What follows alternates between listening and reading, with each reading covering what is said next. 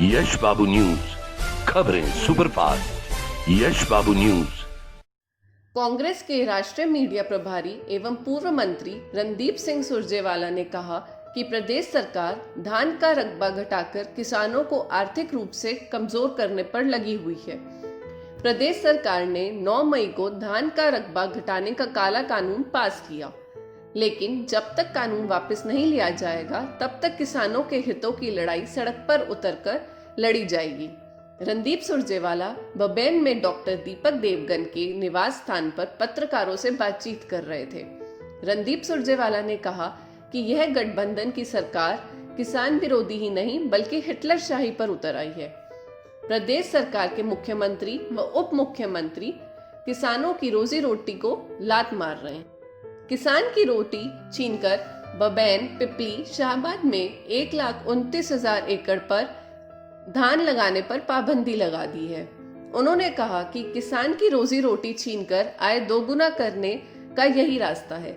इससे ज्यादा शर्मसार और किसान विरोधी सरकार कोई हो ही नहीं सकती। तीनों इन जिलों के अंदर जींद, कैथल और कुरुक्षेत्र में सभी कस्बों में या शहरों में जितने सरकारी अस्पताल हैं, हर सरकारी अस्पताल में कांग्रेस पार्टी की ओर से डॉक्टर साहिबान के लिए पीपीई किट्स, जो हमारे प्राइवेट हेल्थ केयर में डॉक्टर साहिबान हैं उनका बहुत बड़ा हिस्सा इस इलाके में है, इसलिए सब प्राइवेट अस्पतालों में भी पीपीई किट्स और जो प्राइवेट क्लिनिक चलाने वाले एमबीबीएस और एमडी डॉक्टर्स हैं वहाँ तक भी पीपीई किट्स और N95 मास्क हम पहुँचा सकें।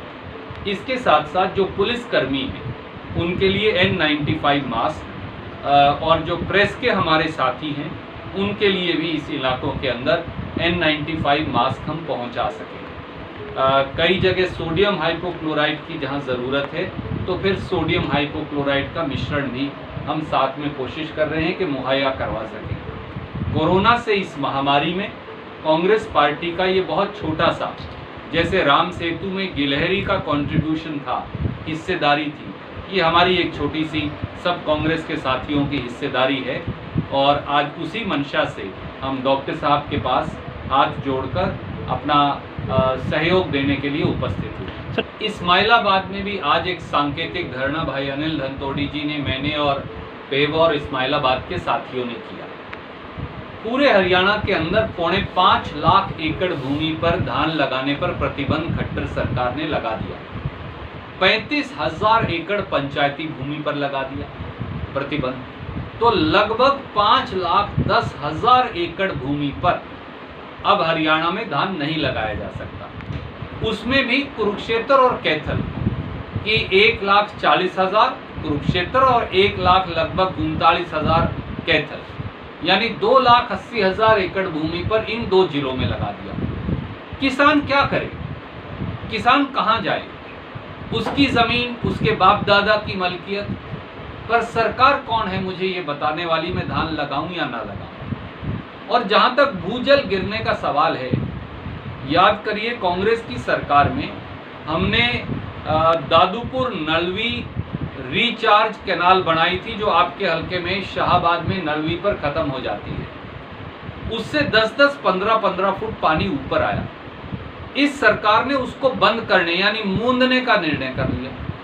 एक तरफ तो मेरी रिचार्ज कैनाल आप 450 करोड़ का खून करके मूंद रहे हैं, दूसरी तरफ मेरे पेट पर लात मार रहे हैं। अगर किसान धान नहीं लगाएगा तो क्या आड़ती या दुकानदार का धंधा चल पाएगा, या राइस शेलर या चावल उद्योग चल पाएगा? आप तो इस पूरे उत्तरी हरियाणा की अर्थव्यवस्था को मौत की घाट उतार रहे हैं। कम से कम ऐसा ना करिए और हम संघर्ष करेंगे जब तक 9 मई 2020 का आदेश कट्टर सरकार वापस नहीं ले लेगी। 20 लाख करोड़ में 13 जीरो होती है। मुझे तो उसमें 13 जीरो नजर आई, ना एक डंडा इस तरफ है ना उसके एक डंडा इस तरफ है। 20 रुपया भी किसी की जेब में आया है तो बताइए। तो यही याद दिला रहा था। आपने खुद ही कहा सूरजमुखी पैदा करने वाले किसान की इस्माइलाबाद में, बबैन में, लाडवा में, शाहबाद में क्या दुर्गति की खट्टर सरकार ने। भूखे प्यासे धरने पर बैठे रहे बजाय फसल बेचने के। जब आलू और प्याज पैदा करने वाला किसान सड़क पर आया तो शाहबाद में कैसे उसको बेरहमी से पीटा गया था। गन्ना पैदा करने वाले किसान की आए दिन उत्तरी हरियाणा में दुर्गति होती है। इस प्रकार से खेती को मारिए मत, वरना हरियाणा की अर्थव्यवस्था डूब जाएगी। यश बाबू न्यूज, खबरें सुपरफास्ट। यश बाबू न्यूज।